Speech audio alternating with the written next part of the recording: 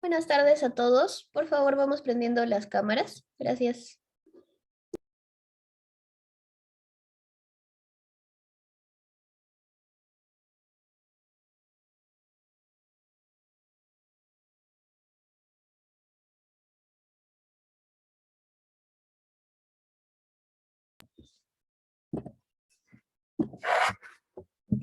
Eh, Altamirano, Ivonne. Sí, presente, doctora. Buenas tardes. Buenas tardes.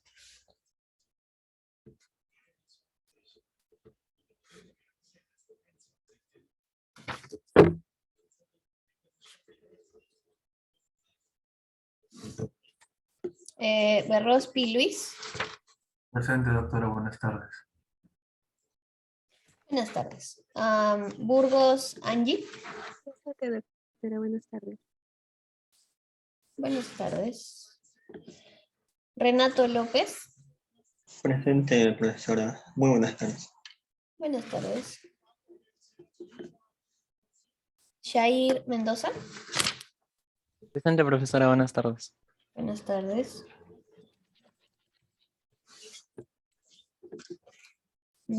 Alanis Patiño. Presente, profesora. Buenas tardes. Buenas tardes. Y Alexis Villarroel. Presente, profesora. Buenas tardes. Buenas tardes.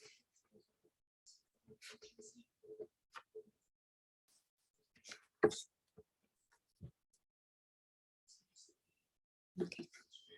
Ya está.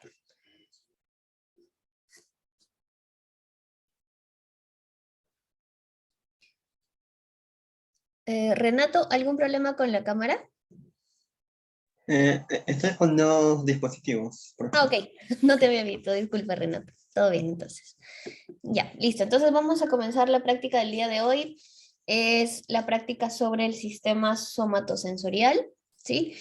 Y vamos a desarrollar algunos conceptos aplicándolos, ¿no?, a la parte práctica, y vamos a desarrollar dos casos clínicos, ¿sí? Lo que vienen en la práctica de su guía de práctica. Okay, entonces voy a compartir la pantalla.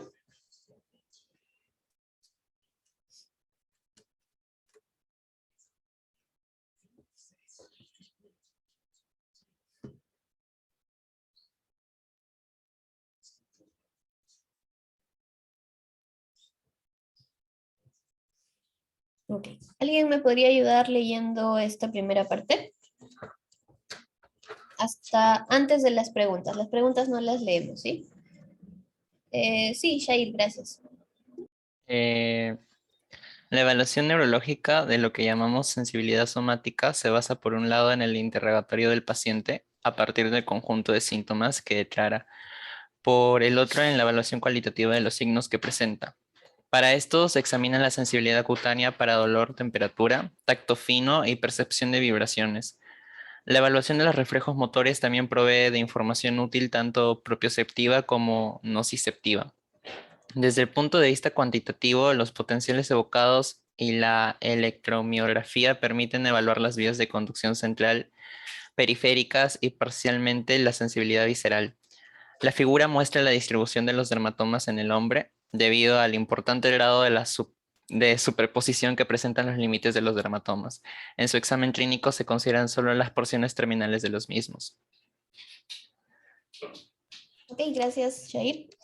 Entonces, tenemos acá este primer enunciado, donde nos hablan de diferentes tipos de sensibilidad o diferentes funciones donde participan estas vías sensitivas.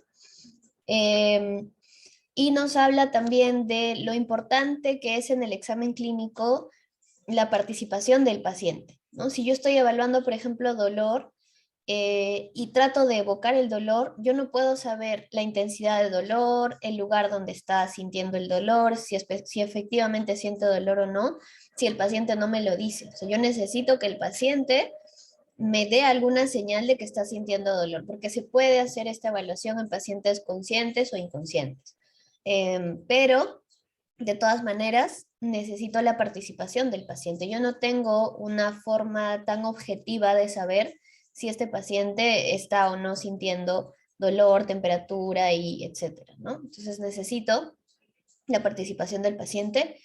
Y por otro lado, no solamente en el examen, sino si es que el paciente tuviera alguna alteración, nos lo va a decir. Entonces también eso es parte del interrogatorio. Entonces en la sensibilidad, en este tipo de sensaciones, que son el dolor, temperatura, tacto fino y percepción de vibraciones, necesitamos la participación del paciente. Por lo tanto, es una función que presenta un nivel de conciencia, o sea, va a la corteza, ¿sí? Entonces, la corteza cerebral tiene un área dedicada a la sensibilidad, ¿cierto? Y como tiene parte de corteza, tiene, por lo tanto, conciencia de lo que está sucediendo.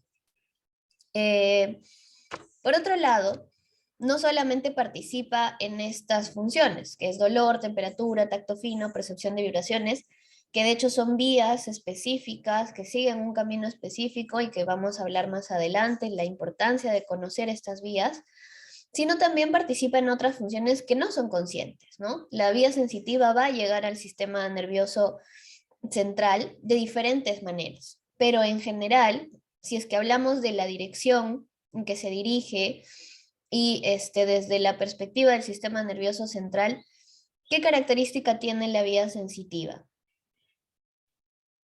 Es una vía desde el punto de vista del sistema nervioso central.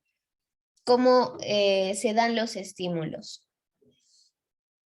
¿Es una vía aferente o una vía eferente?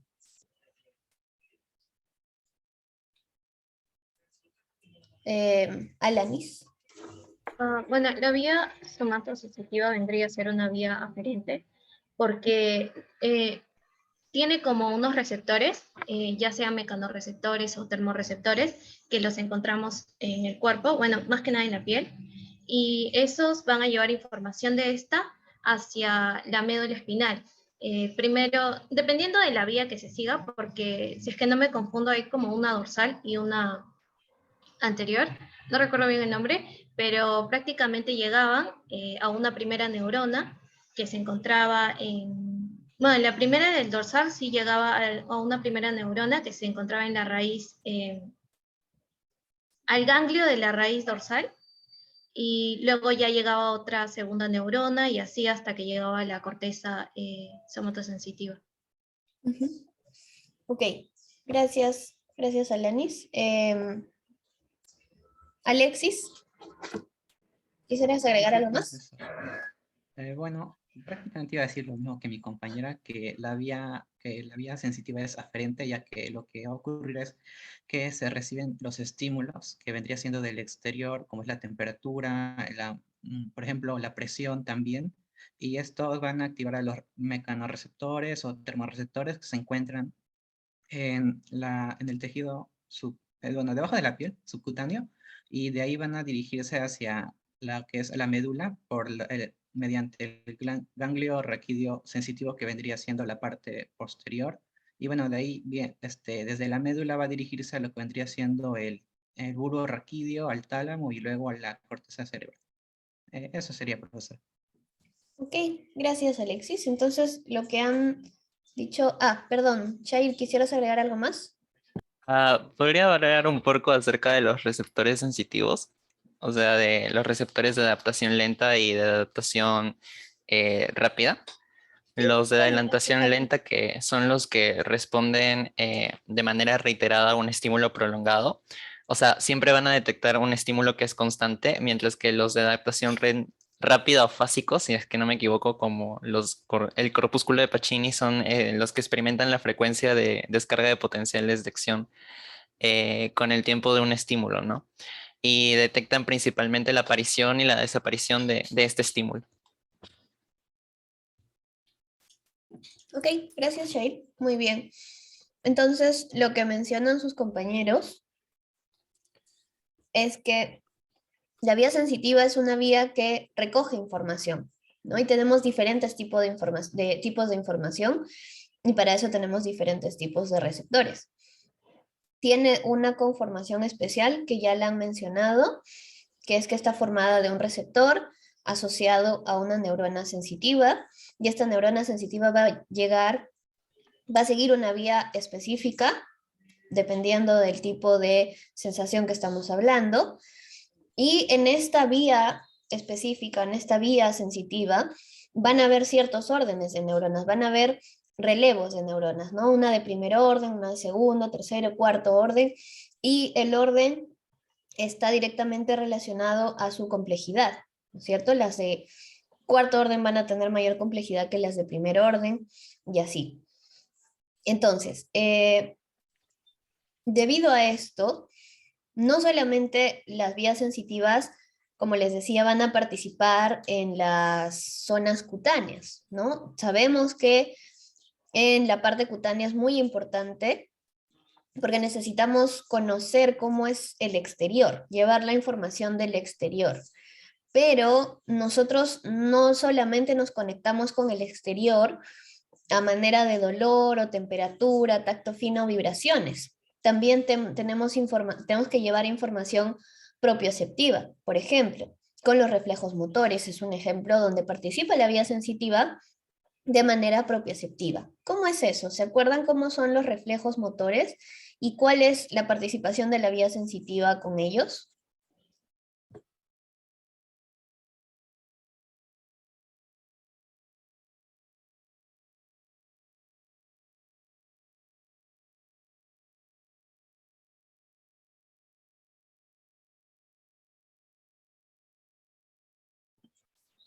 ¿Alguien podría hacer alguna descripción rápida de cómo era, por ejemplo, el reflejo miotático o el reflejo miotático inverso o cualquiera de ellos? A ver, Angie. Profesora, bueno, ¿puedo hablar sobre el arco reflejo en sí todo, así como general? ¿O tengo que hablar Sí. de uno? Sí, bueno, lo que O pasa sea, es la que, por parte ejemplo, sensitiva, o si quieres lo describes todo como ujú, mejor te parezca. bueno, cuando se va a dar como, por ejemplo, una sensación, no, por ejemplo, uno se pincha el pie, va a llevar eso mediante una acción sensorial y se va a ir una neurona sensorial primaria.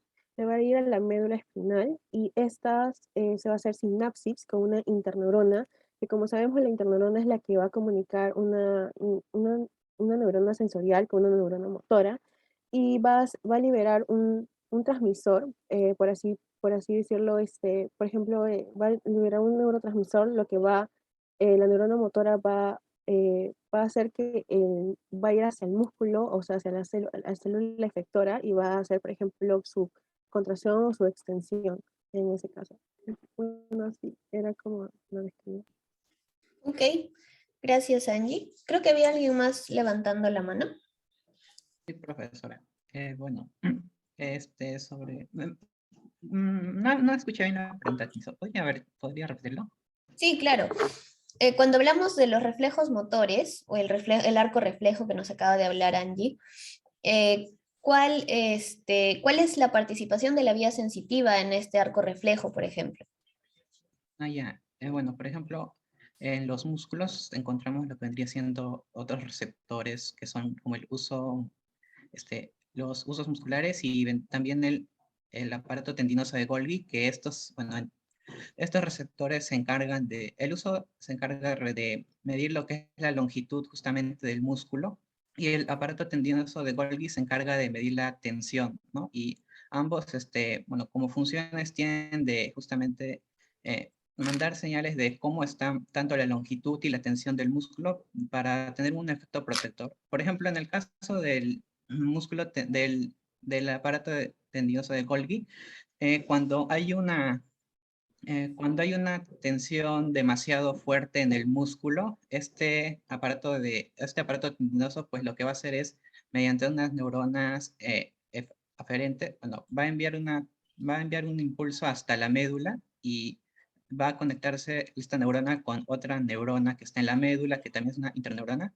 y esta interneurona a la vez se conecta con una neurona, y en este caso motora. Lo que va a hacer es inhibir esta motora neurona que estaría inervando al músculo que está siendo estirado para que genere una contracción mayor y de esta manera evitar que que pueda causar algún daño al músculo, ¿no? Por el exceso del estiramiento. ¿Ya? ¿Estás seguro que genera una contracción mayor o una inhibición? Ah, a ver, o sea, si estaría, o sea, el músculo estaría estirado demasiado, entonces genera una, yo leí que decía una contracción mayor en ese mismo músculo para que evitar que, bueno, que el estiramiento sea, pueda desgarrar el músculo, por ejemplo. Claro, por ejemplo, te doy un ejemplo del reflejo tendinoso de Golgi, que es lo que estás mencionando, el reflejo miotático inverso. Digamos que estoy ahorita en el gimnasio y se me ocurre levantar una pesa de 50 kilos solo con mi mano derecha. ¿Sí? Con los bíceps intento levantar una pesa de 50 kilos, ¿no? Un peso de 50 kilos. Y yo normalmente levanto de 10 o de 15. La tensión en el bíceps va a ser muy alta. Entonces ahí el órgano tendinoso de Golgi va a enviar esta señal y lo que va a pasar es que yo, como tengo una tensión muy alta en el músculo y no puedo realmente levantarlo, voy a soltar la pesa. Mi músculo se va a relajar, porque si se contrae más, se va a desgarrar. Eso es lo que hace Así. el reflejo Más tendinoso. bien lo que relajaba era el músculo antagonista. Ah, contraía quizás al músculo antagonista para que yo pueda estirar, ¿no es cierto? O sea, se relaja el bíceps, se contrae el tríceps y finalmente se estira el brazo. Sí, por favor. Sí. Ujú. O sea, sería más que nada para soltar, ¿no? Y para relajar ese músculo y no evitar el desgarro, y evitar el desgarro. Ujú. Entonces, para ti, en toda esta vía, ¿cuál es la parte sensitiva? La ¿Qué parte sensitiva sería componentes? el tendón primeramente, o sea, el, el aparato tendinoso de Golgi sería. Y las ¿Ya? neuronas también. La neurona aferente y eferente. Aferente, la neurona Sí, aferente, aferente. ¿cierto? Del grupo 1B y Ujú. su receptor que es el órgano tendinoso de Golgi, ¿no? Esa sería la parte sensitiva, ¿no? Sí. Entonces, esa parte sensitiva me lleva información, es una vía aferente. El receptor me lleva información, el estímulo es la tensión elevada sobre ese tendón y me lleva la información a través de esta neurona aferente del grupo 1B hacia la médula y en la médula se da la función motora refleja, ¿no es cierto? De igual manera en el reflejo miotático. En el reflejo miotático sería otros los componentes, ¿no? Sería dentro del uso. Recordemos que el receptor del reflejo miotático no es el uso muscular, está dentro del uso muscular. El uso muscular es una estructura muscular. Pero dentro del uso muscular tenemos receptores que detectan el cambio, ¿no? De este estiramiento del músculo, la velocidad de estiramiento. Entonces, detectan esa información y la envían a través de nuestra neurona aferente del grupo 1A, que también es una neurona sensitiva. ¿Ok? Entonces, esa es la participación, por ejemplo, de la vía sensitiva en los reflejos motores y nos da información propioceptiva, información que se recibe de los músculos, ¿no es cierto? Lo vamos a ver un poquito mejor cuando veamos este sistema motor, pero la propiocepción es una función muy importante para nosotros mantener la postura, por ejemplo. El reflejo miotático tiene una participación muy fuerte en nuestro mantenimiento de la postura, porque esta información sensitiva que llega a la médula me permite mantener una postura estable con el cambio de movimiento. ¿Tenemos formas de medir las vías sensitivas? Definitivamente tenemos, como por ejemplo los potenciales evocados, la electromiografía, nos permiten de manera objetiva evaluar estas vías de conducción, tanto central como periféricas. Y también tenemos la participación de las vías sensitivas en el área visceral. Tenemos sensibilidad visceral. Si recordamos, por ejemplo, en Morfo 3, tenemos sistemas que participan relacionados a la sensibilidad visceral, como es, por ejemplo, en el sistema gastrointestinal, cuando pasan los alimentos, ¿sí? A través de los intestinos, por ejemplo, cuando llegan estos alimentos, se recibe esta información, ¿no? Se tienen contacto con receptores a nivel de la mucosa intestinal y esta envía esta información a diferentes áreas de las capas del músculo para generar cambios en el peristaltismo, para generar que estos alimentos sigan su camino a través del peristaltismo, ¿no? Es una de las características del sistema nervioso entérico. Por ejemplo, a nivel de la vejiga también tenemos receptores, ¿no es cierto? Mecanorreceptores que detectan el estiramiento, ¿no? El estiramiento de la vejiga para controlar este vaciamiento, ¿no? Eso ya lo hemos visto, perdón, en Morfo 3 también. Entonces podemos ver que la vía sensitiva no solamente está a nivel de la piel, también está a nivel de los músculos, a nivel visceral, etc. ¿Ok?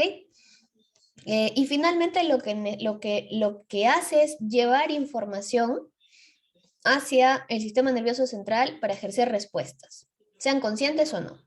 Conscientes cuando hablamos de dolor, temperatura, inconscientes cuando hablamos de información propioceptiva, reflejos, reflejos viscerales, reflejos motores, etc. Y bueno, ahora vamos a hablar de los dermatomas. ¿Sí? ¿Quién me podría definir qué es un dermatoma? Luis.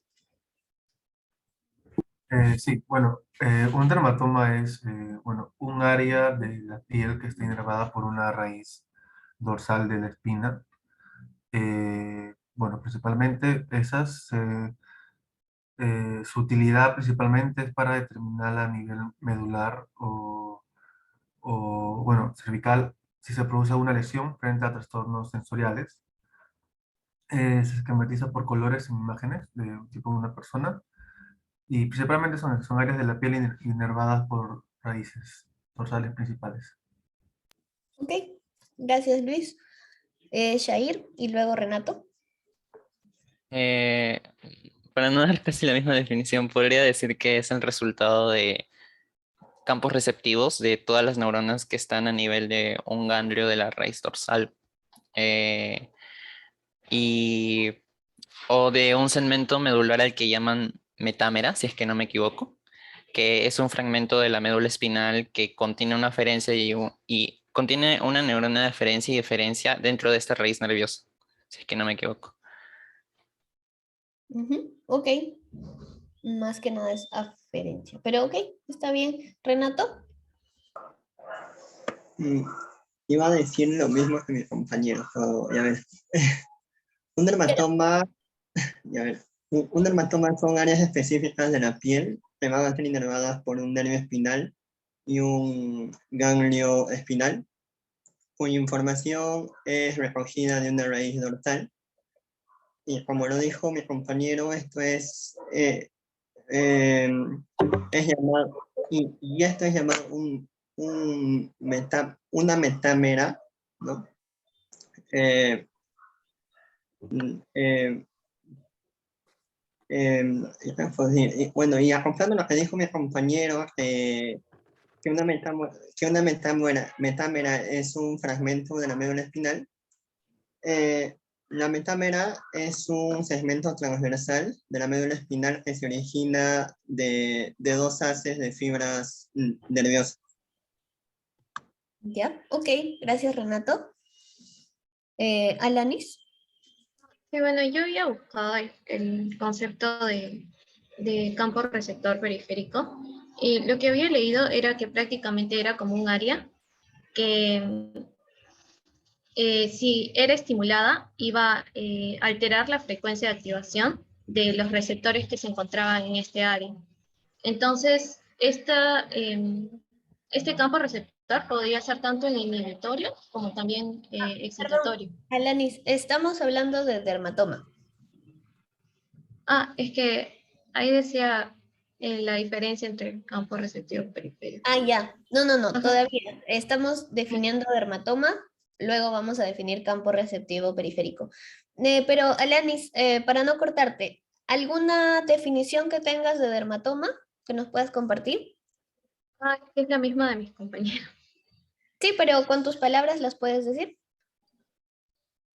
Bueno, prácticamente era como un área que se encontraba en la parte cutánea y que estaba inervada por axones que provenían de una sola raíz dorsal y también de su ganglio. Ok. Sí, está bien, está muy bien. Gracias. ¿Y Luis? Sí, solamente quería, bueno, me olvidaba mencionar que hay una raíz, bueno, un nervio espinal que es el C1, que, bueno, no va a ser el único que no va a tener ninguna raíz eh, dorsal, por tal motivo no tiene ningún dermatoma. Gracias. Sí, efectivamente esa información también es muy útil. Gracias, Luis. Entonces vamos a ver un esquema parecido al que sale en la guía, donde nosotros vemos la división de los dermatomas, ¿cierto? Nosotros dividimos a la médula espinal en segmentos según las vértebras, ¿no es cierto? Cervical, torácico, lumbar, sacro. Y de estas áreas van a nacer estos nervios espinales y cada nervio espinal tiene su ganglio y tiene un componente sensitivo. Entonces nosotros podemos delimitar la inervación cutánea que tiene este nervio espinal en la piel del paciente. Entonces, eso nos permite identificar si a mi paciente le está doliendo un área específica del cuerpo y corresponde a un dermatoma, lo más probable es que su dolencia se deba a una lesión espinal. Por ejemplo, tenemos las lesiones de hernias discales, ¿sí? En las hernias discales tenemos que las vértebras podrían estar comprimiendo a estas raíces nerviosas, ¿sí? Una encima de la otra y comprime la raíz nerviosa y genera dolor o adormecimiento o molestias a nivel de esa raíz nerviosa. Entonces el paciente o la paciente va a venir y nos va a decir por mucho tiempo tengo dolor, adormecimiento, hormigueo a nivel de tal zona. Generalmente son más frecuentes a nivel de L3, L4, L5, entonces nos van a venir con molestias a nivel de los muslos, por ejemplo, ¿no? Generalmente vienen con la alteración de la parte anterior del muslo, donde tienen dolor, adormecimiento, ¿no? Entonces yo le hago la examinación y efectivamente tiene una clínica parecida a una hernia discal, tiene alterados los dermatomas L3 y L4, entonces le voy a pedir una resonancia magnética y efectivamente tiene ahí una hernia. Lo derivo a neurocirugía para ver si se le va a hacer cirugía o terapia física y se pueda solucionar su problema. Otra patología que de hecho está en la diapositiva que les han presentado en el aula virtual es el herpes zóster.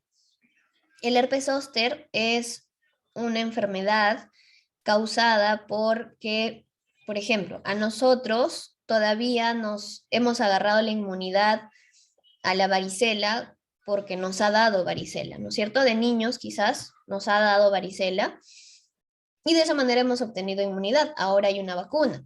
Y la razón de que potenciamos más la vacuna que la inmunidad a través de recibir la enfermedad es la siguiente. Este virus que causa la varicela es un tipo de virus, es un virus tipo herpes o de la familia de los herpes. Y este virus tiene la característica de que cuando entra a nuestro cuerpo nos causa la varicela y no se va, simplemente se queda contenido en nuestros ganglios, en estos ganglios espinales. Entonces, como se queda contenido a través de nuestro sistema inmune, cuando nosotros tenemos una debilidad de nuestro sistema inmune, una baja en nuestro sistema inmune, ya sea por una enfermedad autoinmune o por un cáncer o por VIH o simplemente por un proceso de depresión, estrés crónico, diabetes mellitus, esta inmunidad va a disminuir y este virus que estaba latente se puede activar. Entonces va a ir a atacar al nervio correspondiente a este ganglio y por lo tanto me va a afectar a uno o más dermatomas. Entonces el paciente me va a venir con unas vesículas en la zona, generalmente es en la zona torácica, tóraco-abdominal, y me vienen así, ¿no? Vesículas, un montón de vesículas, puntitos, como ampollitas chiquitas, rojas y muy, muy, muy dolorosas, extremadamente dolorosas. Es muy complicado manejar estos pacientes por el dolor más que por la patología. Son muy dolorosas. Entonces, esa es otra patología que nosotros vemos a un paciente con estas lesiones y que justo coinciden con una distribución de dermatomas. Entonces podemos decir, es probable que sea un herpes zóster y ya sé cómo tratarlo. Le doy los antivirales, lo hospitalizo si es necesario y más que nada tratar el dolor, porque el paciente va a estar con mucho dolor por algún tiempo. Y esa es la utilidad del dermatoma, ¿no es cierto? Que de hecho ustedes ya lo han mencionado. Ahora sí, volvamos a nuestra pregunta, que también nos habla del campo receptivo periférico. Entonces, antes de compararlos, ¿qué es un campo receptivo periférico?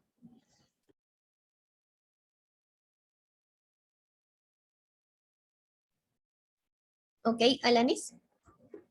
Bueno, como estaba explicando, era como una zona del organismo que prácticamente ante un estímulo iba a alterar la frecuencia de activación de los receptores que se encontraban en esa zona, ya sean, por ejemplo, los mecanorreceptores o termorreceptores que habíamos hablado, y prácticamente tenía tanto función inhibitoria como excitatoria, según entendí, y lo que hacía era delimitar su área. O sea, en la parte de la periferia lo que hacía era inhibir y solo se captaba el estímulo en la parte central.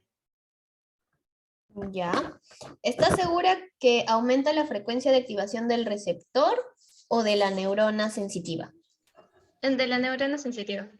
De la neurona sensitiva. Muy bien, Alanis. Gracias. Creo que Ivonne ha levantado la mano, todavía no ha participado, así que la vamos a escuchar. Antes que los que han levantado la mano, a todos le vamos a escuchar. Sí, a ver, Ivonne. ¿Cuál? ¿El campo receptivo o la diferencia?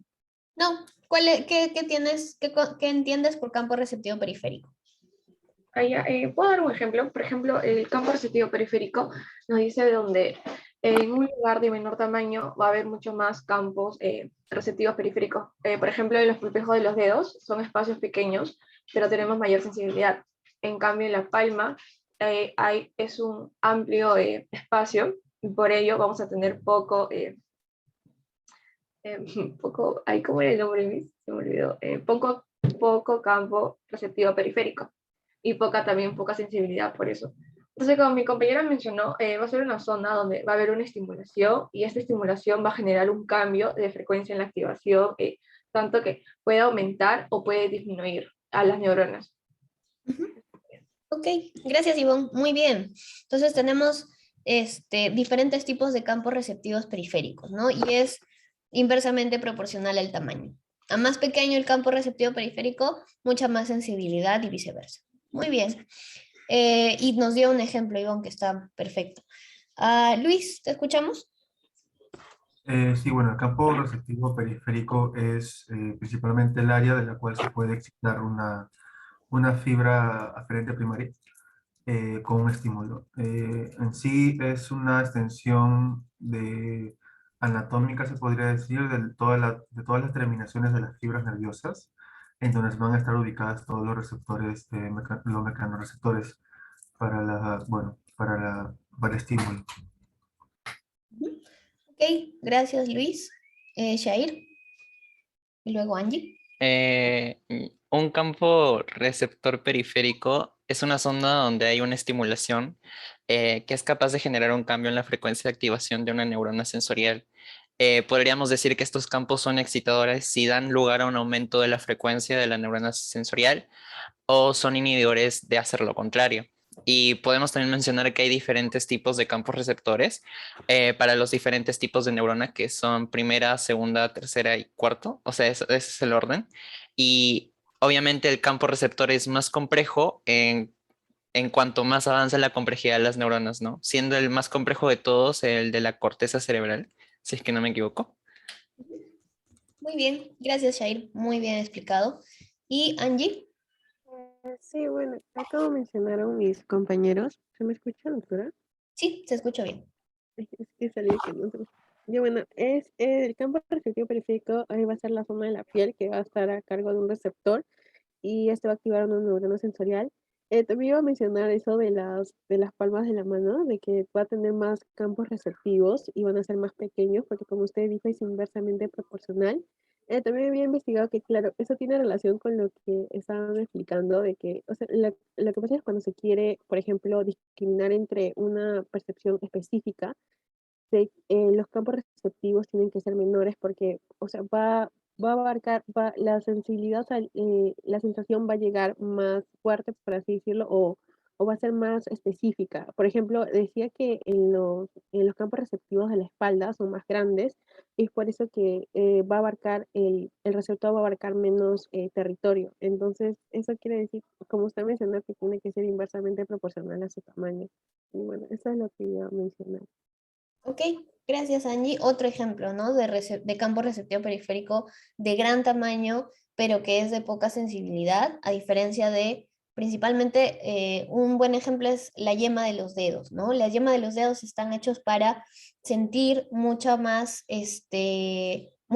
tipos o características de los objetos que tocamos, ¿no? A ver, Shair, ¿nos quisieras agregar algo? Ah, me salió que levantaste la mano. No levantaste, ¿o sí? Ok, discúlpame. Entonces, entonces, a nivel de las yemas de los dedos, por ejemplo, tenemos la capacidad de discriminar de mejor manera los estímulos que llegan a esa zona, a diferencia de las palmas, ¿no? Tenemos la capacidad de diferenciar tipos de rugosidades, por lo tanto, de tipos de formas, rugosidades, etcétera. Por lo tanto, también los estímulos de dolor pueden ser mucho mayores a nivel de las yemas de los dedos, ¿no? Em, por eso, si nosotros hiciéramos algún examen de sangre donde se nos tenga que pinchar, idealmente es no pinchar la yema del dedo, sino alrededor, porque sería muy doloroso. Y es por eso, porque el campo receptivo a esa zona es mucho más sensible que, por ejemplo, en la palma de las manos o en los costados de los dedos, donde los campos receptivos no son tan grandes.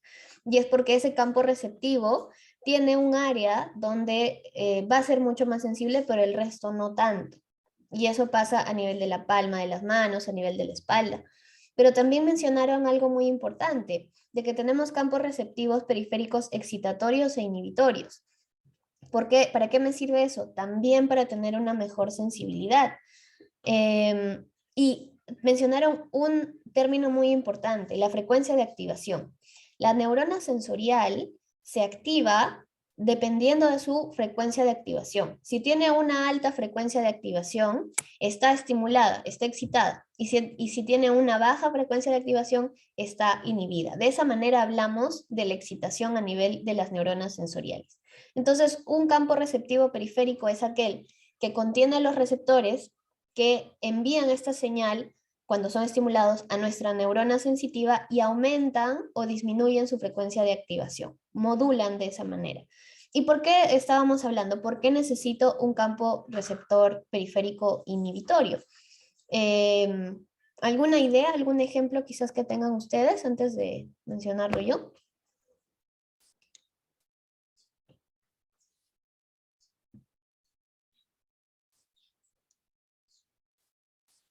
Por ahí lo habían mencionado algunos.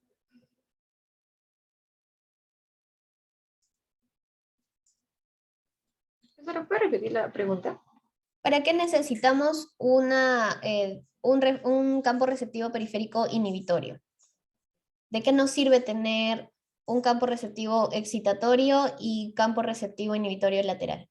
A ver, Shair. Para poder bajar la frecuencia de esos nervios, de esas neuronas sensoriales. O sea, para que no se queden en el bucle de estar frente a una activación constante o estar frente a una frecuencia alta, las neuronas. O sea, que no se queden en ese estado de hiperpolarización. No sé si sería correcto. Mm, sí, o sea, sí sería algo así. A ver, Luis, quizás tiene algún ejemplo. Bueno, ejemplo, o sea, me refería que esta inhibición que mencionó que un receptor receptivo que hace una inhibición lateral ocasionaría o sea, se ocasionaría por una diferenciación o crecimiento o actividad diferente a la de primer estímulo. No sé si me explico bien.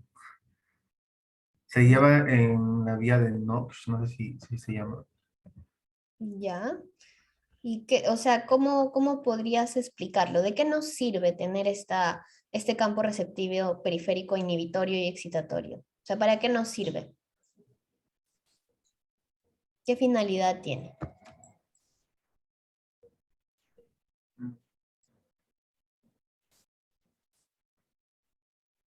Nosotros tenemos un campo receptivo periférico excitatorio, ¿no? Es como lo vamos a tratar de escenificar, ¿no? Y campos receptivos que van a ser las veces de inhibitorios.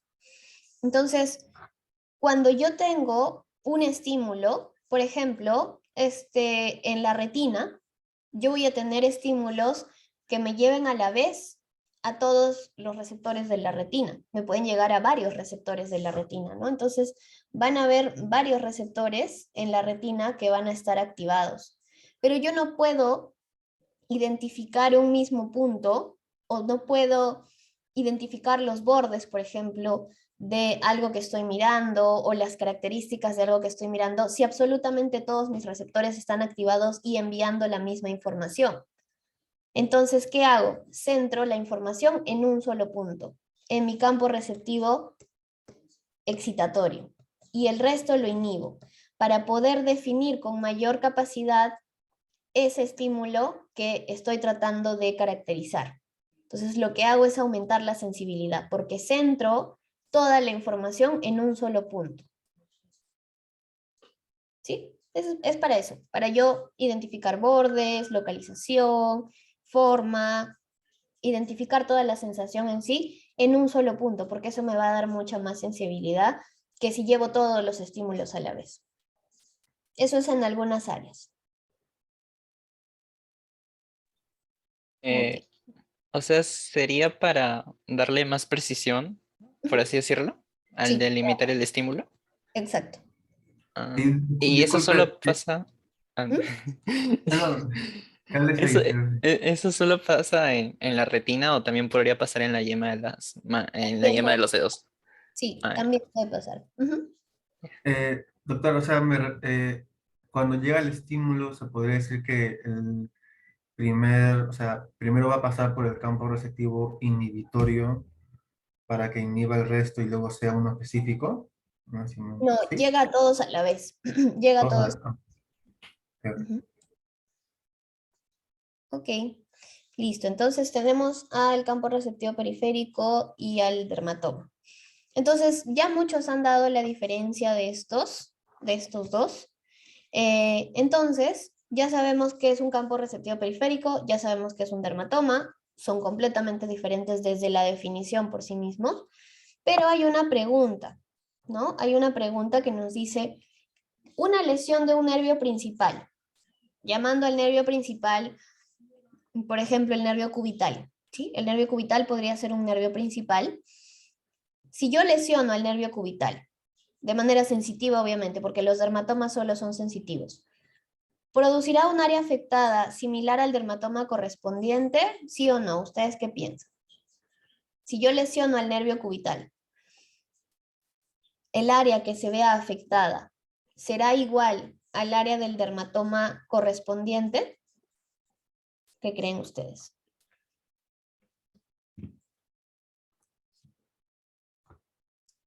Alexis. Yo creo que no sería todo el dermatoma, ya que hay otros nervios principales que también puedan estar inervando ese dermatoma, y ya que los ganglios raquídeos, o sea, no solo no solo dan origen a un solo nervio, sino que también dan origen a otros nervios.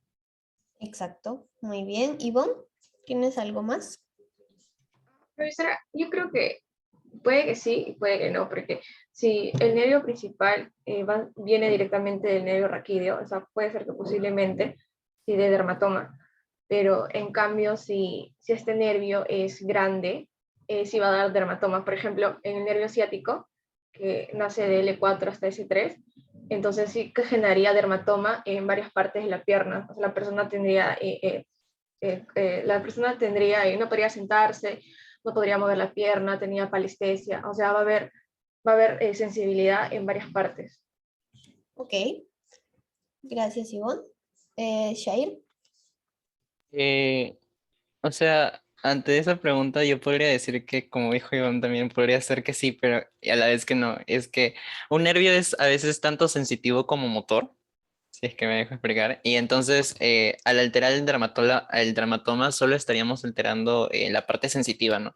Pero si alteramos al campo receptivo periférico, también estaríamos alterando a la zona motora, ¿no? Entonces, si un paciente llega con una lesión de un dermatoma, sí podría levantar su brazo, pero no podría sentirlo, por así decirlo. Ya. Y si la lesión estuviese en el CRP, no podría ni siquiera levantar el brazo. Ok, ya. Gracias, Shair. Angie.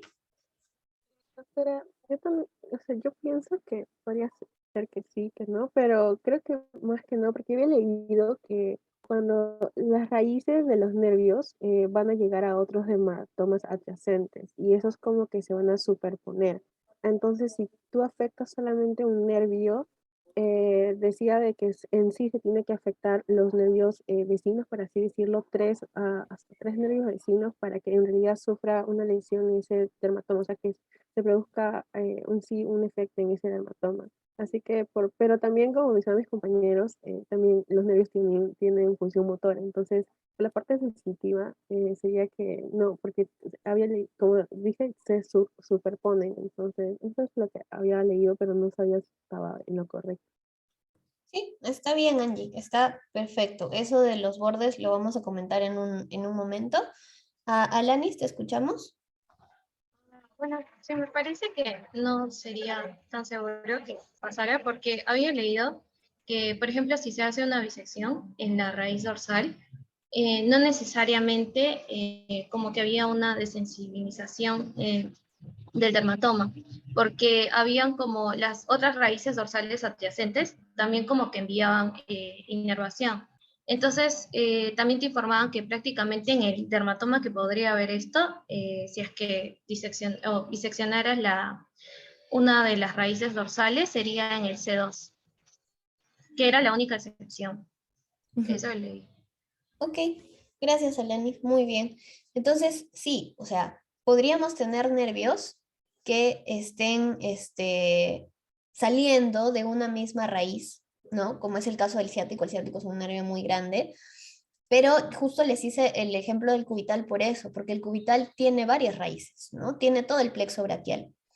Entonces, y no es el único que sale del plexo braquial, sale el nervio radial, el nervio mediano y más nervios, ¿no? Entonces,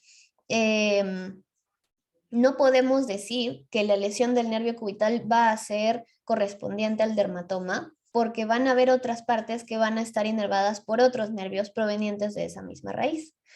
Y lo otro que mencionaron también sus compañeras es que un dermatoma no es tan específico, su limitación no es tan clara, porque van a haber áreas de superposición que incluso van a invadir a otro dermatoma. Entonces, no es completamente claro que si yo quito toda una raíz nerviosa, esa parte del dermatoma va a quedar completamente inervada o anestesiada. No significa eso, porque hay otras partes que incluso van a complementar esa área y no va a quedar completamente anestesiada. Entonces, no, el área de un nervio principal, no, la lesión de un nervio principal en sí, no del nacimiento ni de la raíz, el nervio principal no va a ser proporcional a el área del dermatoma al que está relacionada su raíz. ¿Ok? Entonces, no, por el tema de los bordes y porque pueden tener diferentes raíces o de esa raíz pueden nacer diferentes otros nervios diferentes. Shair, se ha quedado tu mano levantada. Sí, ahí, ok. Ya.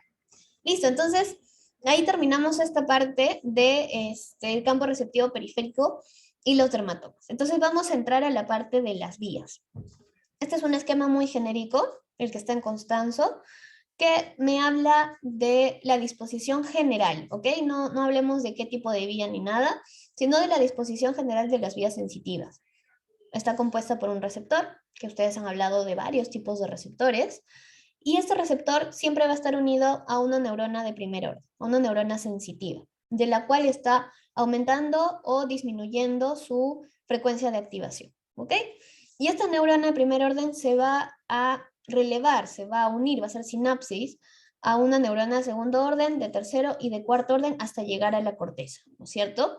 Pero en algún punto de ese recorrido va a ser lo que nosotros llamamos la decusación, que es simplemente el hecho de que esa neurona va a viajar de, si es que nosotros dividimos al cuerpo en dos, derecho e izquierdo, va a viajar de lo que ha recibido esa información del lado derecho, pero la va a llevar a mi corteza del lado izquierdo, ¿no es cierto? Cruza la línea media en mi médula, en mi bulbo, en donde sea que cruza, y lleva la información a mi corteza contraria, ¿ok? Eso lo tenemos que tener muy en cuenta. La información de mi lado izquierdo va a ir a mi corteza derecha y viceversa. La información de mi lado derecho va a ir a mi corteza izquierda. Siempre va a ser así con estas 4 vías que vamos a evaluar ahorita, ¿sí? Que son dolor, temperatura, tacto fino y vibraciones. Entonces, a lo que nosotros tenemos que centrarnos, en lo que tenemos que centrarnos es en saber en qué nivel cruza la línea media para que cuando haya una lesión y yo tenga manifestaciones, sepa identificar el lugar de la lesión, ¿sí? Este es otro esquema, ¿no? Y solamente me habla de tacto fino y por dónde cruza la línea media hasta llegar a la corteza opuesta. Siempre lo va a hacer así. Entonces, en la siguiente actividad vamos a tener 2 casos clínicos donde nuestra tarea es identificar el lugar de la lesión y sustentar por qué, ¿no? Entonces, tenemos este paciente. ¿Alguien que podría ayudarme a leer, por favor? Ivonne, gracias. Dice, caso número 1, el paciente de sexo masculino de 28 años que presenta en el examen neurológico una pérdida total de la sensibilidad en todas sus modalidades, desde la región cervical hasta los miembros inferiores. Desde el punto de vista motor, el paciente se presenta cuadripléjico, con pérdida de tono y de trofismo muscular en miembros superiores. En miembros inferiores presenta hipertonía, hiperreflexia con clonus y signo de Babinski. Además, observa disminución de la amplitud de los movimientos respiratorios. Ok, gracias, Ivonne. En este caso tenemos un paciente de 28 años, es un paciente joven, que probablemente con todas estas manifestaciones, el origen de su lesión ha sido un accidente de tránsito o una caída, ¿no? Generalmente son problemas traumáticos más que alguna otra enfermedad que lo ha dejado cuadripléjico, ¿no? Desde el punto de vista motor, tiene signos claros de espasticidad, ¿no es cierto? Que en realidad en este caso no los vamos a tomar tanto en cuenta, pero lo que sí me importa mucho, porque en realidad parecieran un poco distractores, lo que sí me importa muchísimo y que me va a dar mucha información para yo saber el nivel de la lesión, es la parte de la sensibilidad, ¿cierto? Me dice que la sensibilidad en todas sus modalidades de mi examen clínico está abolida desde la zona cervical hasta los miembros inferiores. No siente nada de nada de nada desde el cuello para abajo, ¿no es cierto? Entonces toda esta zona está afectada. Entonces el paciente tiene una lesión que le ha generado la disminución de la sensibilidad desde la zona cervical hasta la punta de los dedos. Y además me dan esta información de que en la respiración tenemos una disminución de la amplitud de los movimientos respiratorios. Entonces, de esa manera, con esa información, yo puedo saber más o menos dónde podría estar la lesión. Entonces, ¿ustedes qué piensan? ¿Dónde creen que esté la lesión de este paciente? ¿Renato? Ya. Yo pienso que la lesión de este paciente se encuentra a nivel de las vértebras cervicales 4 y 5, ¿no? Ya. Y por ese motivo está presentando la pariplegia. Está presentando un cuadro cuadripléjico, Aparte de ello, puedo decir, en este caso se está viendo afectado el nervio frénico, ya este nervio tiene como origen el nivel C4, y como bien sabemos, el nervio frénico va a inervar a las pleuras de forma sensitiva y al diafragma de forma motora. Entonces, el nervio frénico el nervio frénico al estar dañado podría estar generando la disminución de la amplitud de los movimientos respiratorios, ¿no? Y, bueno, y como último punto, podría decir el signo de Babinski, ¿no? La cual tiene una relación con la vía piramidal. Y eso. Ya. Ok, gracias Renato. Entonces tenemos el componente de sensibilidad, que ya nos habla un poquito del área cervical. Nos ha hablado Renato también de Babinski, que en realidad es uno de los signos de espasticidad, ¿no es cierto?, de la afectación motora, y nos habla del origen del diafragma, ¿no? Entonces, podríamos, sí, tomar en cuenta eso, es una gran idea, de hecho, para poder establecer el lugar de la lesión. ¿Qué más, Ivonne? ¿Cuál es tu comentario con respecto a este paciente? Ya, profesora. Lo que me llamó la atención era de que es cuadripléjico el paciente y aparte de que, cuadripléjico sería, perdón, que es cuadripléjico el paciente. Entonces, ya había leído ya había leído de que los núcleos los núcleos del nervio frénico van a estar en C3, C4 y C5, pero el principal va a ser C4.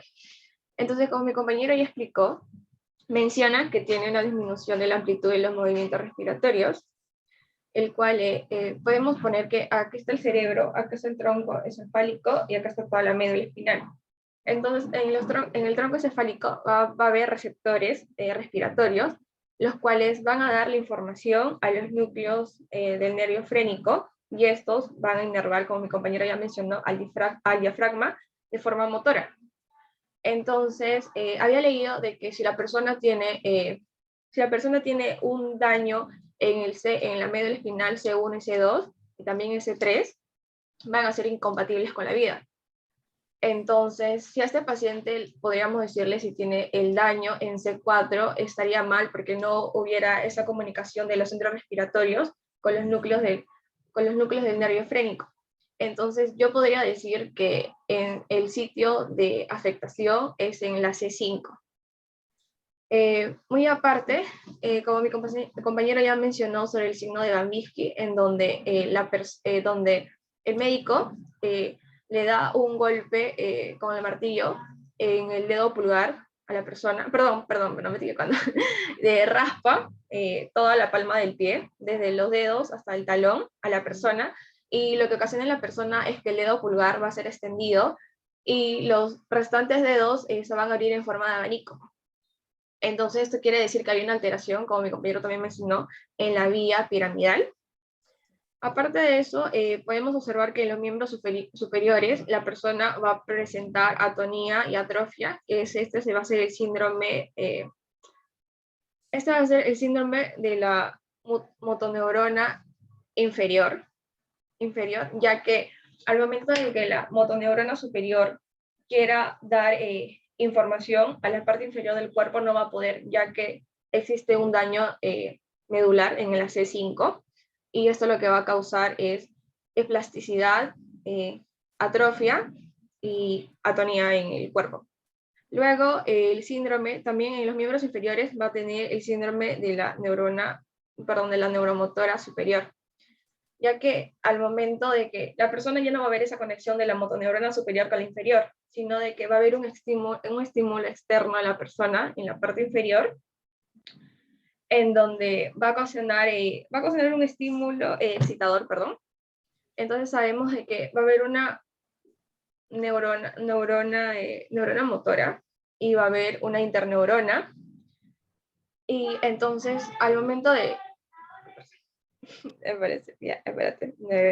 entonces la neuromotora inferior va a ser inhibida, por la interneurona, y esa interneurona va a ser de Renchel, la que va a liberar glicina. Pero al paciente le causa hiperflexia porque va a haber, como ya dije, una estimulación de la neuromotora inferior que va a hacer que la neurona segregue acetilcolina y va a haber una acumulación de acetilcolina. Y otra que había leído también, que era otra información extra, de que a partir de la médula espinal de T1 hacia abajo, si existe un daño, la persona va a tener los miembros superiores van a estar normales, pero va a haber problemas en los miembros inferiores. Eso sería todo. Ok, gracias Ivonne, bastante información. Pero está bien, porque has evaluado cada aspecto del caso clínico. Y sí, o sea, nos ha dado información importante de por qué no sería la lesión más arriba y por qué no podría ser más abajo, y está perfecto. No voy a entrar mucho en detalle con el tema motor, porque lo vamos a ver la próxima semana. Y de hecho hay un caso que ustedes van a poder utilizar lo que han ido leyendo hasta ahorita de la parte motora y que han mencionado, ¿no? Que es, ¿cuál es la explicación de Babinski? ¿Cuál es la explicación de la hiperreflexia? ¿Qué relación tiene la vía piramidal con las interneuronas de Renshaw? Y es muy interesante. Pero ahorita, como estamos en sensibilidad, no vamos a entrar mucho en eso porque si no nos vamos a demorar la vida. Pero sí, vamos de acuerdo con que la lesión está a nivel de C5 por dos aspectos principales que son la pérdida de sensibilidad a partir de la región cervical y la disminución de la amplitud de movimientos respiratorios. Angie, te escuchamos. Sí, doctora, yo también estoy como que yo digo que en sí la lesión va a estar en C4, porque yo he investigado que cuando sea una cuadriplegia, como tiene el paciente, la lesión se da a nivel, valga la redundancia, en C4, porque si se da en C5, los brazos no van a estar incluidos, es decir, que sí va a poder, como que parte de los brazos en sí, no todo el brazo, pero parte del brazo como que no va a estar incluido. Entonces también lo relacioné como me mencionó con mi compañero sobre los movimientos respiratorios con el nervio frénico. Y bueno, tal como mencionó mi compañera Imbom, en sí yo creo que va a ser como, había investigado que cuando sea una lesión en la motoneurona superior, que como sabemos es la que, o sea, por ejemplo, está lesionado a nivel C4 y se da una lesión a nivel de la motoneurona superior, va a llegar, o sea, va a salir del cerebro, de la corteza cerebral va a salir y va a estar por una vía ventral, córtico-espinal ventral y hay otra córtico-espinal lateral. Pero la córtico-espinal ventral mencionaban de que era como la que estaba, daba más movimiento, o sea, era como que la que estaba ligada al movimiento de los extremos superiores e inferiores. Entonces, si nosotros lesionamos, cuando la motoneurona llega, lesionamos esa parte en donde va a ser como sinapsis en la médula espinal, no se va a producir que la motoneurona inferior, o sea, la motoneurona inferior produzca los siguientes síntomas, ¿no? Como tiene el paciente, que es pérdida del tono muscular y atrofismo muscular. Sin embargo, también como mencionó mi compañera Ivonne, esto, como solamente va a ser ese nivel, en la parte más, por ejemplo, lumbar o más dorsal, va a estar la motoneurona inferior, va a estar sin, o sea, no va a tener esa lesión. Es por eso que se hace como lo contrario y por eso se da una hiperreflexia con clonus, que es como es como una contracción, una hiperreflexia es como o sea, como que da más estímulos, o sea, más una exceso de estímulos y Clomus, si no me equivoco, era como que algo que, contracciones involuntarias.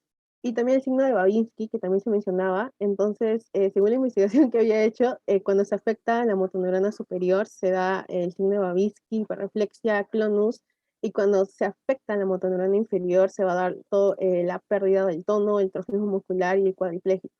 No, perdón, disminución del trofismo muscular, la pérdida del tono. Entonces eso quiere decir que en sí, en la parte cervical va a estar afectada o sea, la motoneurona superior, pero en la parte lumbar, o sea, la parte dorsal ya no, como se da lo contrario en los ambos niveles. Y bueno, eso es lo que iba a mencionar. Ok, gracias, Angie. Entonces, tú dices que la lesión está a nivel de médula, ¿no es cierto? Sí, de C4. Ok, si la lesión es a nivel de médula y estábamos diciendo que el paciente ha sufrido un traumatismo, quizás una caída, un accidente de tránsito, las lesiones de motoneurona inferior no se dan por traumatismos no se dan por traumatismos, por ejemplo, se dan por otro tipo de lesiones, otro tipo de enfermedades, generalmente autoinmunes o relacionadas a enfermedades infecciosas, neoplasias. No están muy relacionadas porque si nos damos cuenta, desde el punto de vista fisiológico, no tendría mucho sentido. Ahora, esto más que nada tiene que ver con la fisiopatología de la lesión medular, más que si es de primera o segunda neurona. ¿Sí? Entonces, no entremos mucho en detalle de eso porque nos vamos a ir mucho por las ramas, pero la lesión es totalmente medular y sí es de primera neurona, ¿ok? Es de primera neurona, de la vía córtico-espinal, ¿sí? Y de todas maneras, completamente de acuerdo con que se da a nivel de cervical. Todavía no hemos definido si es que es C4 o C5, porque hay algunas personas que nos han mencionado estos dos niveles. Y vamos, todavía hay gente que quiere comentar, entonces vamos a escucharlos. A ver, Shaira. Ya, a ver, nos dicen que el paciente ha tenido pérdida de todas las sensibilidades y que es cuadripléjico y por ahí comienza la disminución del movimiento voluntario de las cuatro extremidades. También nos han dicho que tiene una pérdida de tono y atrofismo muscular en el miembro superior. Y esto podría estar ligado a alguna lesión del componente del arco del reflejo miotático. También, bueno, mis compañeros ya explicaron lo que tiene que ver con la hipertonía, la hiperreflexia con Tronus y el signo de Babinski. Eh, bueno, teniendo en cuenta que el paciente ha quedado cuadripléjico, o sea, lo que yo he investigado podría ser que hay una lesión desde C1 a C8, o sea, una lesión medular desde C1 a C8, pero para ser más exactos, en el caso clínico se nos menciona que existe un compromiso respiratorio y esto estaría relacionado con C3 y C5, ¿no? Porque a este nivel tiene origen el nervio frénico, que va a inervar a la pleura del pulmón de forma sensitiva y al diafragma de forma motora, como ya lo había dicho uno de mis compañeros, si es que no me equivoco. Yo tampoco sabría decir si es C4 o C5, pero leí por ahí que para saber exactamente cuál de estas raíces cervicales podría ser, podríamos usar métodos de diagnóstico de imagen como la tomografía computarizada o una resonancia magnética.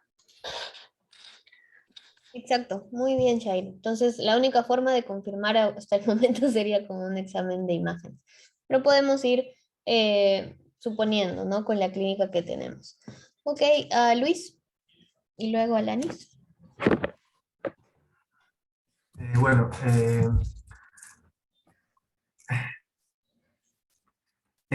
concuerdo con mis compañeros que la lesión es en C, aún no sé si es en C4 o C5, pero lo que sí he leído es que cuando hay una lesión cervical o medular específicamente, y ocurre en los niveles más altos de la médula, originaría una mayor denervación de los músculos ventilatorios, lo que, bueno, disminuye la capacidad inspiratoria y la fuerza muscular para expirar de nuevo. Bueno, eso es por un lado. Concuerdo con mis compañeros que mencionan que, bueno, es probable que esté dañado el nervio frénico, que es el que inerva principalmente al diafragma para que pueda, bueno, funcionar. Con respecto a las demás, sí, bueno, a la hiperreflexia, al signo de Babinski, pues esto se relaciona mucho también con un daño en la vía corticoespinal, que es de la vía de la corteza a la espina, es algo ya motora de la vía piramidal, que también, bueno, puede estar afectada ya que si se daña un nervio espinal, en la altura del cervical, pues en un nervio espinal pues, va a transportar señales motoras, sensoriales, autonómicas a la vez, o de ahí se va a dividir y bueno, puede causar todos estos daños a la persona. Ujú. Ok, gracias Luis. ¿Y Lanis? Bueno, sí, yo tampoco no estoy segura si es a partir de C4 o C5, pero relacionándolo un poco más con la vía somatosensorial, tendríamos que recordar que lo que habíamos dicho es que la propiocepción también estaba relacionada con esto de los reflejos y podemos ver que el paciente tiene los reflejos alterados. También el tono muscular, si no me equivoco, también tenía relación con la propiocepción. Y podríamos decir también que sí hay un daño a nivel medular. Más que nada podría ser en la vía del sistema de la columna dorsal, que es la que se encargaba de llevar la información de la propiocepción. Más que nada sería después, o sea, antes de llegar al bulbo raquídeo, porque en el bulbo raquídeo es donde la información iba a llegar a los núcleos gracilis y el núcleo cuneiforme, que eran los que recibían la información tanto de los miembros superiores, el gracilis, y de los miembros inferiores, el cuneiforme. Entonces, creo que podría ser ahí. Y después ya ocurriría la decusación, que se irían a las cortezas talámicas contralaterales. Ok, gracias Alanis. Muy bien, ya estamos hablando un poco de las vías. Entonces, resumiendo, ¿no? Tenemos dos puntos importantes. Uno es el punto sensitivo, que nos habla que del cuello para abajo el paciente no siente nada. Otro es, bueno, la parte motora que nos habla de lo mismo, ¿no? Tiene disminución tiene una abolición de la motilidad muscular, ¿no? De la parte motora, desde el cuello para abajo también, está cuadripléjico, tiene signos claros de espasticidad, ¿sí? Ustedes ya vamos a hablar a fondo de la espasticidad la próxima semana. Y el punto más importante para definir el lugar de la lesión es el diafragma, ¿no es cierto? Este paciente podría tener lesiones autonómicas, o sea, una alteración del sistema autonómico, sí podría tenerlo, ¿sí? Porque, y de hecho ustedes lo mencionaron, pero en este caso no es que nos ha llegado de emergencia, recién lesionado, parece que ya nos ha llegado con harto tiempo. Recordemos que la espasticidad no se da en la etapa aguda de lesión medular, se da en la etapa crónica. Entonces ya este paciente por lo menos tiene unos 6 meses, un año de la lesión. Entonces, el paciente no tendría ahorita manifestaciones de una alteración autonómica, ¿no? Las alteraciones autonómicas por lesión medular pueden causar problemas graves, ¿no? De control de funciones vitales, como son respiratoria o cardíaca, por ejemplo, debido a que los centros, o hay comunicaciones autonómicas, por ejemplo, está la cadena simpática, que nace a partir de la zona torácica, por ejemplo, ¿no? Entonces, lesiones a ese nivel o por encima de ese nivel podrían causarnos estos problemas, pero no es lo que tiene nuestro paciente. Nuestro paciente simplemente tiene una disminución de la amplitud de movimientos respiratorios. No nos habla que desature, que tenga arritmias, que tenga una clara dificultad respiratoria, simplemente una disminución de la amplitud. Y eso puede estar relacionado a movimientos de la caja torácica, ¿no? Movimientos de los músculos de la caja torácica, ¿no? Incluyendo al diafragma, obviamente. Entonces, si hablamos del diafragma, nuestra lesión estaría, como ustedes mismos lo han dicho, entre C4, podría estar en C5, más nos vamos a C4, pero en realidad, como ustedes mismos lo dijeron, la única forma de confirmarlo sería con una resonancia magnética. Si les dan la opción entre C4 y C5, nos iríamos más a C4. ¿Por qué? Por lo que ustedes han dicho, por el tema de sensibilidad de los miembros, ¿no? C5 ya está un poquito más alejado con respecto a los dermatomas, ¿no? Entonces C4 podría ser una opción un poquito más viable, ¿no? Y ok, esa sería la resolución de este caso. Vamos a pasar a este segundo caso. ¿Quién me ayuda leyendo, por favor?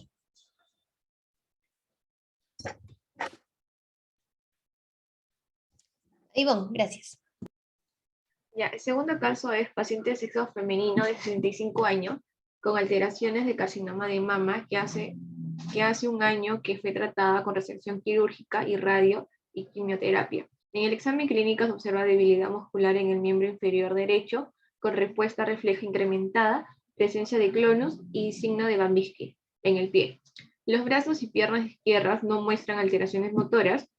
Desde el punto de vista sensorial, presenta pérdida de la percepción de las vibraciones y tacto fino en el miembro inferior derecho y de dolor y temperatura en el izquierdo. Los miembros superiores no muestran alteraciones sensitivo-motoras. Ok, gracias, Ivonne. Entonces vamos a dibujar en nuestro paciente la lesión, ¿no? Es una paciente mujer de 65 años. Sí, ya tenemos una edad un poco mayor a la del paciente anterior. Y nos viene con antecedentes de cáncer de mama, ¿no? La paciente hace un año la operaron, le quitaron el tumor, no sabemos si quitaron toda la mama, el músculo, pero finalmente hicieron una operación, le han dado radioterapia, le han dado quimioterapia, pero un año después viene con esta clínica, ¿no? Entonces la paciente nos menciona de que en un lado, desde el punto de vista motor, en el lado derecho, en el miembro inferior, tiene manifestaciones motoras, ¿no? Tiene alterado la parte motora.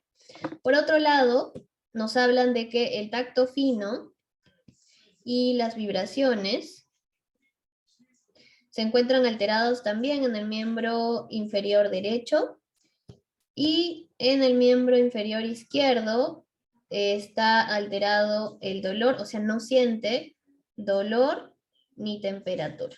Ok, entonces, ¿qué podríamos decir de esta paciente? ¿Cuál podría ser la ubicación de la lesión? Ahora, para no irnos mucho a la parte clínica del caso, lo más probable es que el cáncer de mama haya hecho metástasis, ¿no? El cáncer de mama, como muchos de los cánceres, hacen metástasis por contigüidad, o sea, a órganos que están cerca de este tumor, como por ejemplo puede ser a hueso, a las costillas, a la médula espinal, o a otras áreas, ¿no? Como pueden ser a los pulmones, al cerebro, por un tema de irrigación. Entonces, ¿dónde creen ustedes que esté la lesión? ¿Qué es lo que está pasando acá que me genera estas alteraciones de dolor y temperatura y tacto fino y vibraciones? Otra vez, lo motor lo dejamos un ratito de lado. Sí, Angie. Sí, doctora, yo creo que lo que había buscado, cuando se da una lesión córtico-medular o sea, es una hemisección, o sea, una hemisección medular en el lado derecho. Y había encontrado que también se le llama síndrome de Brown-Sequard, no sé cómo pronunciarlo bien, pero lo que pasa es que en el lado de la sesión se van a presentar se van a presentar los síntomas como los motores que usted mencionó, pero también los sensitivos, que lo que pasa es que nosotros tenemos que en el lado derecho va a haber como que los fascículos que van a llevar las sensaciones, por ejemplo, el tacto fino, que es el fascículo grácil, y la sensibilidad vibratoria, pero también se presenta como síntomas que se llaman contralaterales, porque estas sensaciones van a cruzar la línea media, o sea, los vías ascendentes se le llama, van a cruzar la línea media en la médula espinal. Y esas son las de dolor y temperatura. Entonces, en ese síndrome mencionaban que si bien se afecta en el lado, en este caso derecho, se va a afectar el tacto fino, la sensibilidad vibratoria y también la propiocepción, también mencionaban. En la parte de los signos contralaterales se van a afectar tanto el dolor y la temperatura, y porque eso van a estar como que llegar al núcleo de Rolando y después van a ir por la vía ascendente y si no me equivoco, por los fascículos, fascículos, no, espinotalámicos laterales, algo así. Ajá, sí, van a ir por el fascículo espinotalámicos laterales. Entonces, yo creo que sería así una hemisección en la parte derecha de la médula. Ok, muy bien, Angie. Una muy buena explicación. ¿Alguien más que tenga alguna opinión parecida a la de Angie o contraria quizás?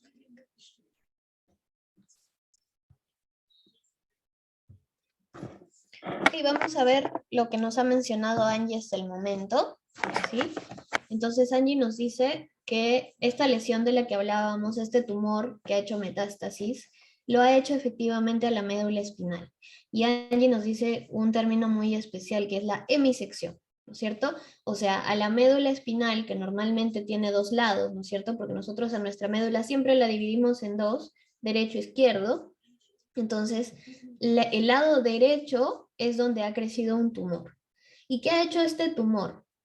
Este tumor, al ser una estructura que no es nerviosa, que no es parte de estas vías nerviosas, me ha detenido la continuidad de las vías nerviosas. Entonces me ha afectado tanto a la vía sensitiva como a la vía motora. Entonces tenemos una detención aquí, ¿no es cierto? Vamos a agrandarlo un poquito para que se vea mejor. Entonces tenemos una detención acá, tenemos un tumor, ¿sí? En el lado derecho de la médula espinal, ¿ok? Que es un tumor que ha nacido de la mama y ha ido hacia la médula espinal, y lo que está haciendo es detener las vías. ¿Y cómo se explica esto? Nosotros tenemos en el miembro inferior izquierdo, tenemos estos receptores, ¿no? Los receptores a nivel de la piel están íntegros, están bien. Entonces, cada vez que yo le pinche con el alfiler al paciente, el paciente, los receptores de la piel de este paciente van a recoger esta información, la van a llevar a la neurona, ¿sí? Y estas neuronas van a empezar a unirse, ¿no es cierto? Toda esta información la van a empezar a llevar, ¿no? Se van a convertir en nervios y finalmente estos nervios ¿a dónde llegan? A la zona lumbar, ¿no es cierto? Hay que dividir a nuestro paciente antes en la línea media, ¿sí? Entonces, estos nervios van a llegar a esta zona lumbar, ¿no es cierto? A la médula espinal en la zona lumbar. Pero, ¿qué hace la vía del dolor y temperatura cuando llega a la zona de la médula espinal? Del lugar que estemos hablando, en este caso estamos hablando de miembros inferiores, cruza la línea media, ¿no es cierto? Y sigue su camino, pero acá se ve detenida, ¿sí? Se ve detenida, porque hay un tumor. Y este tumor no tiene naturaleza nerviosa, tiene otro tipo, no sabemos qué tumor es, digamos epitelial. Entonces no va a permitir el paso de estas señales nerviosas, se está interrumpiendo, ¿sí? Está cortando esa señal, esa vía, ese cable que está siguiendo y que normalmente debería seguir su camino hasta la corteza, ¿no es cierto? Y eso es lo que está pasando, que este tumor no permite que se continúe en esta vía. Y de igual manera lo hace en las vibraciones y el tacto fino. Se recoge la información, los nervios, los receptores están completamente normales, llegan a la médula, ¿sí? En este mismo lado, pero no decusan, porque la vía del tacto fino y vibraciones decusa más arriba, entonces va a seguir su camino y no puede, ¿no? Entonces normalmente lo que debería hacer es llega al bulbo, cruza la línea media y se va a la corteza contraria. Entonces, el problema ahí es que esta información no puede llegar. Y como no puede llegar a la corteza, no es consciente. Entonces, no sabemos lo que está pasando. Se está recogiendo la información, llega a mi médula, pero en un momento se detiene y no llega a mi corteza. Por lo tanto, yo no soy consciente de esos estímulos, no, porque no me están llegando. Entonces, yo no estoy recibiendo este mensaje que me están trayendo estos receptores, estas neuronas, porque hay una detención a nivel torácica, ¿no? Que es a nivel de la mama, que es probablemente por continuidad, ¿no? En algún punto de la médula espinal torácica o quizás incluso un poquito más abajo lumbar, ha habido una detención por un tumor, por una hemisección derecha. ¿Por qué derecha? Porque si es que es derecha, porque si el dolor y la temperatura están afectados al lado izquierdo, entonces la lesión medular está al lado contrario, porque la vía del dolor y la temperatura decusa a nivel medular. Por lo tanto, todo lo que esté por debajo de la lesión, sí, con respecto a dolor y temperatura, va a estar afectado en el lado contrario, porque decusa a nivel de la médula. Todo lo que decuse por encima de la lesión va a estar afectado en el mismo lado de la lesión. Estamos hablando de tacto, fino, vibraciones y el sistema motor también. Recordemos que el sistema motor decusa mucho más arriba. Ustedes me lo van a decir la próxima semana o la siguiente. Entonces, esa es la explicación de este caso, que existen las vías de dolor, de temperatura que decusan. Y eso lo podemos ver en este esquema de acá, que es este de aquí. Entonces, vemos aquí que estas son las dos vías de las que estamos hablando, ¿no? En azul vemos a la vía del dolor y temperatura, que ni bien llegan a la médula, decusan, ¿no es cierto?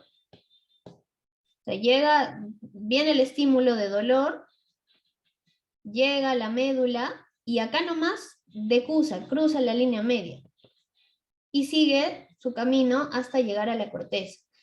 La información de este mismo dedo con respecto a el tacto fino y las vibraciones va a llegar finalmente a la corteza del otro lado, solo que la decusación la va a hacer un poquito más arriba, que es a nivel del bulbo, ¿no es cierto? A nivel del bulbo. Acá es donde hace su decusación, acá cruza la línea media. Por lo tanto, si mi lesión estaba a nivel torácico, esta lesión, esta manifestación se va a dar en el mismo lado que la lesión, y la del dolor y la temperatura, como decusa antes de la lesión, se va a dar en el lado contrario, se va a manifestar en el lado contrario. ¿Alguna pregunta hasta acá? ¿Quedó claro? ¿Quisieran que repita alguna parte? Disculpe, no alcanza la mano. Cuando dice de cruzar es porque se cruza, ¿no? Al otro lado, ¿cierto? Sí, cruza la línea media, la señal. Entonces, una pregunta, y cuando se refiere de que supuestamente en la pierna izquierda, la vía de la columna dorsal realiza esta palabra que... ¿Cómo se dice? Ipsilateral, ¿significa eso? ¿Que decruza? Ipsilateral es el mismo lado. Contralateral es el lado contrario. Ya. Gracias. Ok, Shair. Es una pregunta más que sí he entendido la explicación, pero ¿qué se procede a hacer con esos pacientes? ¿O ya damos por perdida su sensibilidad motora y su sensibilidad sensitiva, vale? Lo que pasa es que cuando nosotros tenemos un paciente con, con signos de metástasis del tumor, tenemos que evaluar a dónde ha hecho metástasis y si es posible una nueva quimioterapia o radioterapia. En algunos casos, si es que es un tumor único, que por ejemplo, digamos que en este paciente solamente tenga ese tumor a nivel de la médula, se podría buscar la forma de darle quimioterapia, dependiendo del tamaño y de la localización, porque podría ser que sea un poco peligroso para la paciente. Pero si ya tenemos un estadio muy avanzado del cáncer, sí se daría solamente paliativos y la paciente quedaría con estas manifestaciones. No hay mucho que hacer porque no es una lesión de nervios periféricos, donde se podrían dar algunos medicamentos que podrían mejorar, sino ya es una lesión medular. Entonces ahí no hay mucho que hacer. Podría dársele más radioterapia, más quimioterapia, pero va a depender mucho del tumor, del tipo de tumor, del tamaño del tumor y de la localización. Está bien, profesora. Gracias. Ok. ¿Alguna otra pregunta?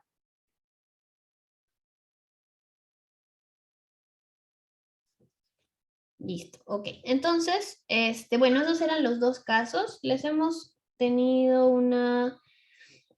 un cuadrito, ¿sí? De las náuseas, que son estas sensaciones corticales, ¿sí? Tenemos sensaciones corticales. La vía sensitiva, y ya vamos a ir viendo que estas zonas de la corteza a nivel cerebral no participan solas, ¿no? Nosotros generalmente utilizamos varias áreas de la corteza a la vez. Y cuando se utilizan varias áreas de corteza a la vez, ya son funciones complejas. Entonces tenemos funciones sensitivas un poco más simples, como es el tema de simplemente el dolor, o el tacto fino, o la temperatura, pero ya hay funciones sensitivas que son un poco más complejas, porque se componen de más de un área cerebral, ¿sí? Entonces tenemos, por ejemplo, la estereognosia, que es que le vamos a dar a un paciente que cierre los ojos y le vamos a dar, por ejemplo, un lapicero, y el paciente en 5 segundos me tiene que decir lo que tiene en la mano, con los ojos cerrados, ¿no?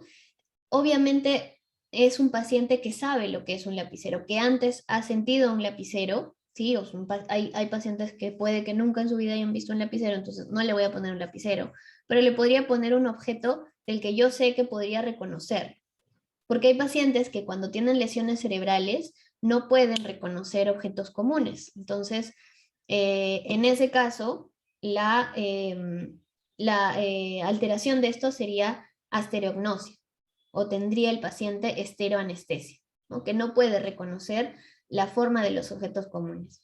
De igual manera, por ejemplo, la grafognosia. La grafognosia es la capacidad de que si yo con los ojos cerrados del paciente, ¿no?, le dibujo una letra o un número, el paciente me lo tiene que decir, ¿sí? También la topognosia, que es que yo le estimulo en un área y el paciente me tiene que decir qué área es, porque puede localizar el estímulo. Para hacer esto, no solamente participa el área sensitiva, sino van a participar muchas más áreas, incluyendo áreas de memoria, áreas de aprendizaje y muchas otras áreas, ¿no? Entonces, por eso son funciones sensitivas un poco más complejas. Y este es el cuadrito de resumen que les teníamos con respecto a eso. Bien, ahorita les voy a compartir sus notas de la semana pasada para que las puedan revisar. Y nada, eso.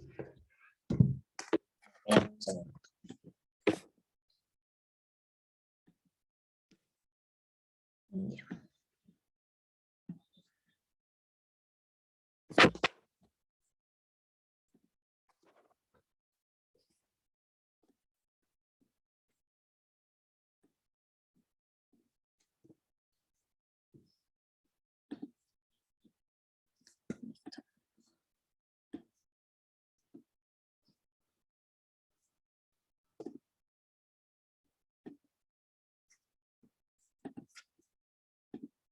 Ok. Ahí están los códigos, entonces ustedes pueden saber su nota de la semana pasada.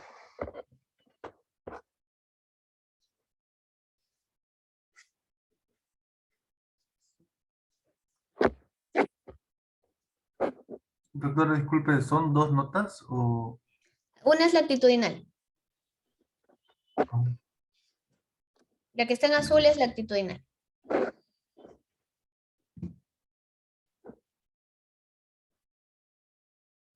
Doctora, ¿y esas dos notas se suman? ¿Y se dividen entre dos o cómo?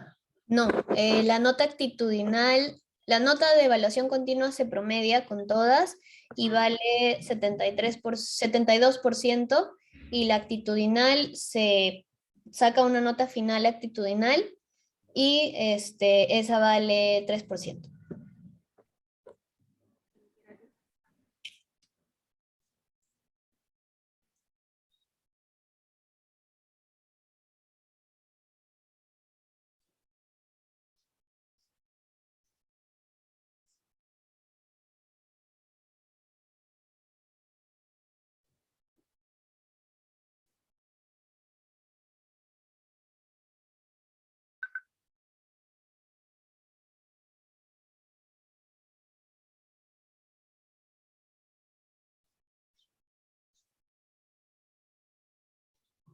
Doctora, otra cosita. Sí.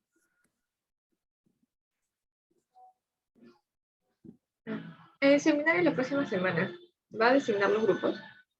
Sí, justo les iba a comentar eso después de que miren sus notas. Ok, lo que vamos a hacer es lo siguiente. ¿Qué cosa? ¿Ha llegado un correo de que van a haber clases presenciales? Sí, pero a partir de mayo eso.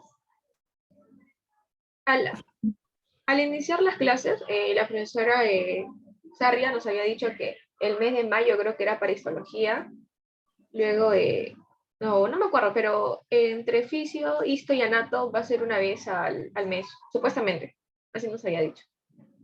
De práctica también. Sí, sí, doctora.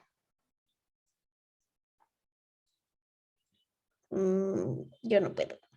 Es que yo no vivo en Perú.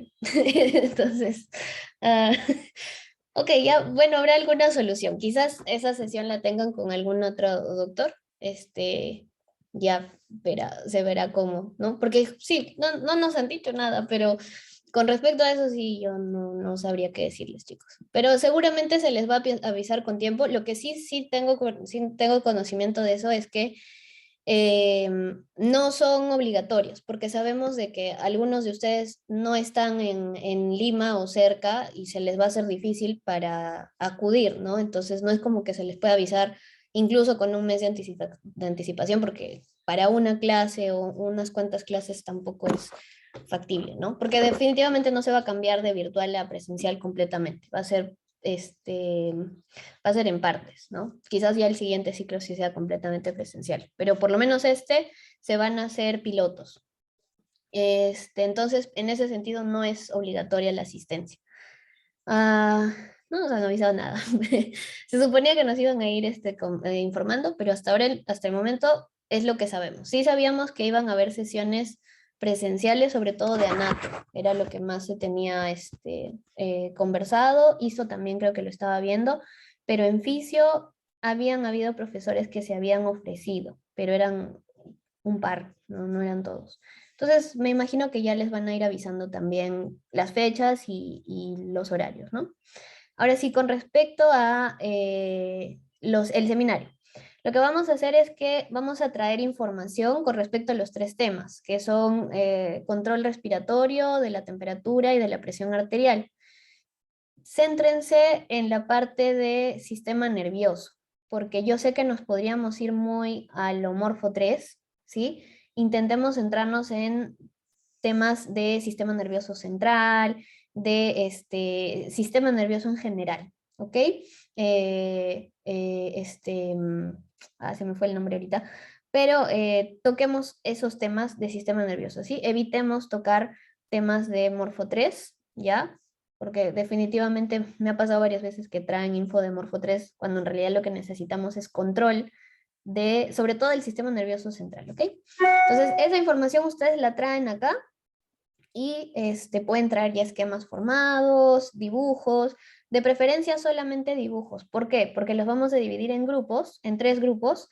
En su caso serían grupos de 2 o de 3 máximo, que va a ser al azar, y se les va a dar una plataforma. Podría ser un PowerPoint, podría ser un Padlet, podría ser en Miro, y ustedes van a desarrollar una presentación, que lo pueden hacer a modo de esquema, de mapa conceptual, de presentación en PPT, y eso lo van a presentar en unos 15 minutos. Eso quiere decir que vienen, traen su info, sus resúmenes, sus páginas del libro que han revisado, y juntos arman una presentación de un tema, ¿no? Por ejemplo, digamos que Renato e Ivonne los ponemos en un mismo grupo y les decimos presión arterial y ellos tienen que armar una presentación de presión arterial. Lo pueden hacer como lluvia de ideas, un esquema, con las diferentes